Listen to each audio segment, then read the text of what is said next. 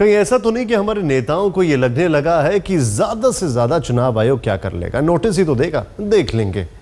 जरा सोचिए, वैसे सोचना चुनाव आयोग को चाहिए। बीजेपी का घोषणा पत्र जारी करते हुए मोदी ने अपनी ओर से 3 वचन दिए हैं।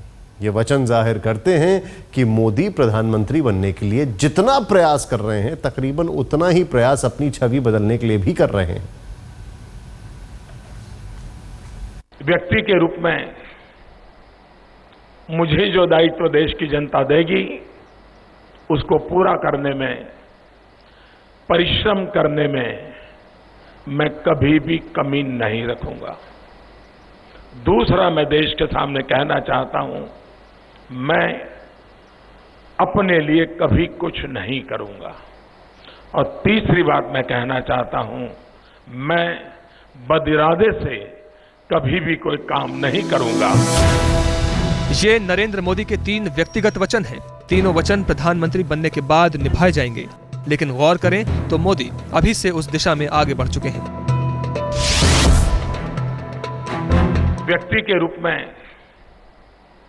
मुझे जो दायित्व देश की जनता देगी, उसको पूरा करने में, परिश्रम करने में मैं कभी भी कमी नहीं रखूंगा। भारत माता की। जरा देखिए मोदी का परिश्रम। दिन भर भागते फिरते हैं, यहाँ रैली वहाँ रैली, बोलते बोलते आवाज बैठ गई, लेकिन मोदी ने बैठना स्वीकार नहीं किया। अभी प्रधानमंत्री बनने के लिए परिश्रम कर रहे हैं, तब प्रधानमंत्री बनने के बाद परिश्रम करेंगे। अपने लिए कभी कुछ नहीं करूंगा। मोदी ने वादा किया है कि वो अपने लिए कुछ नहीं करेंगे, यानी जो कुछ भी करेंगे देश के लिए करेंगे या फिर पार्टी के लिए करेंगे। इस वक्त भी देश ही उनके दिलो दिमाग पर है। देश की सूरत बदलने के लिए मोदी दिन रात परेशान है।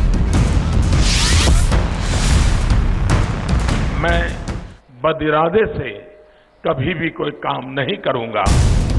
ये वचन सबसे महत्वपूर्ण है, क्योंकि शायद इसी छवि की वजह से वो देश भर में अपने सियासी दुश्मन बना चुके हैं।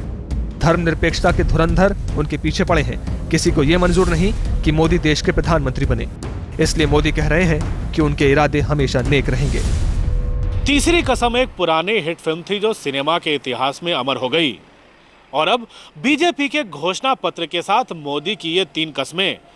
बीजेपी को उम्मीद है कि उनकी ये फिल्म जो 2014 में रिलीज होगी और जिसके मोदी हीरो हैं, जरूर हिट होगी। और मोदी को भरोसा है कि इतिहास जरूर करवट लेगा। अमिताभ सिन्हा, दिल्ली, आज तक।